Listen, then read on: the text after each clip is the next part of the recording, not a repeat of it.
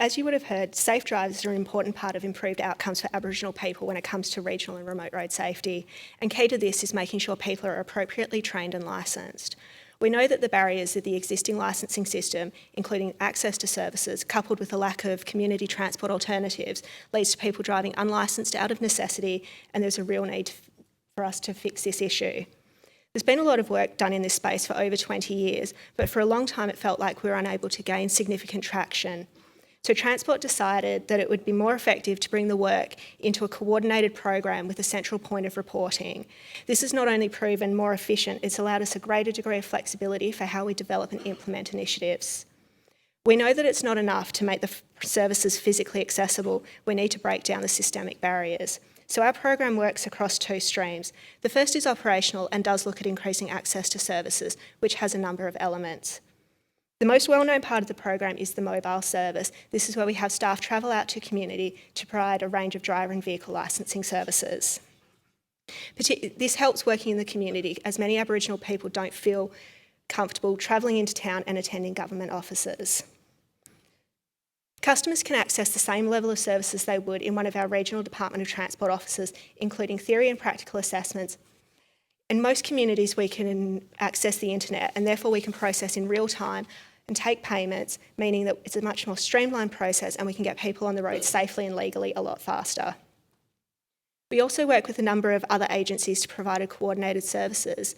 As driver licensing goes across a number of fields, this is incredibly beneficial for our customers.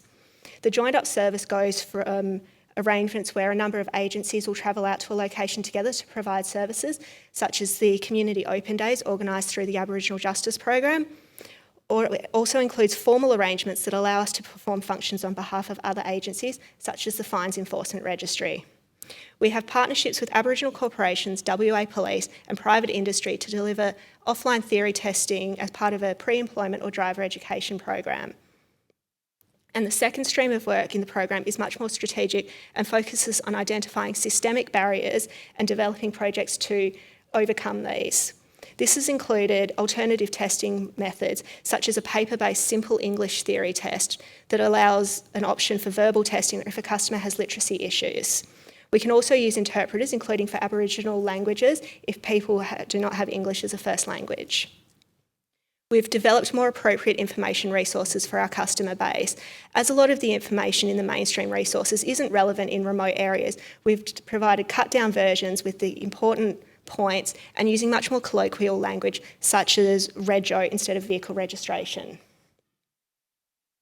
We've also looked at different mechanisms to verify customer identity where they can't produce standard documentation, knowing that access to things like birth certificates in remote communities is a considerable challenge for people. We have a dedicated team who are part of Transport's ongoing business. And while we coordinate the program from Perth, it was a conscious decision to have our mobile services team based in the region. This isn't just to reduce redundant travel time and cost. It means that they can build local relationships and have a greater understanding of the issues specific to the region that they're servicing. And so it's not always been smooth sailing, or driving as it were, and there have definitely been some challenges for us along the way. The tyranny of distance is probably our biggest challenge, especially given the range of locations that the program operates across. With mobile services, we cover a significant amount of ground, so there's a lot of time driving and the road conditions aren't always the best. As you can see, one of our teams had a little bit of an incident on the way to community.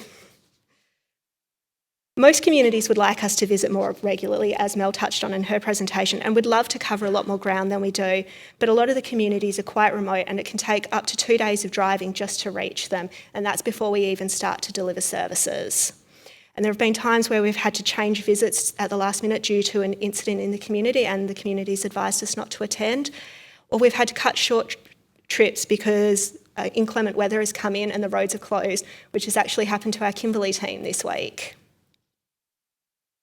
There's a lot of work that goes into the background of the program and to make it run smoothly, and we don't have a lot of people to do this. We're quite a small team, and while we're really well supported by other areas of transport, they still have their priorities which don't always align to ours, which can push out some of our timeframes or reduce what we're able to achieve. We still find a lot of systemic barriers. Sometimes it's legislation and sometimes it's metrocentric policy development. Initiatives are often implemented predicated on a certain baseline, such as access to fast and reliable internet, access to a suitable vehicle, certain literacy levels, and English as a first language, just to name a few. This can disproportionately affect our customer base, increasing the likelihood of people giving up and continuing to drive unlicensed. We don't want to implement a parallel system, but we also need to implement access and equity amendments to allow people to get through the system, acknowledging that there are different conditions in regional and remote WA. We acknowledge a lot of our customers drive from an early age and they have considerable experience, even though it might not be licensed. But we want to make sure they've still met the competency standard because they're out on the road and interacting with other road users. We also want people to value their licence more rather than it just being given to them, and it maintains the confidence in the integrity of our licensing system. However, developing this flexibility into the system does take time, especially, as I mentioned, the differing requirements across the state. There are also external pressures. We're trying to balance our outcomes with road safety outcomes, with access and equity. We're trying to reduce overrepresentation in the justice system for driving offences with increasing employment opportunities. So it's a constant juggling act when all of these can be equally important.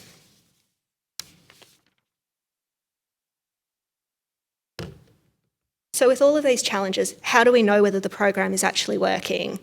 So outside of specific project evaluations, a lot of what we do is hard to quantify, especially in the bigger picture.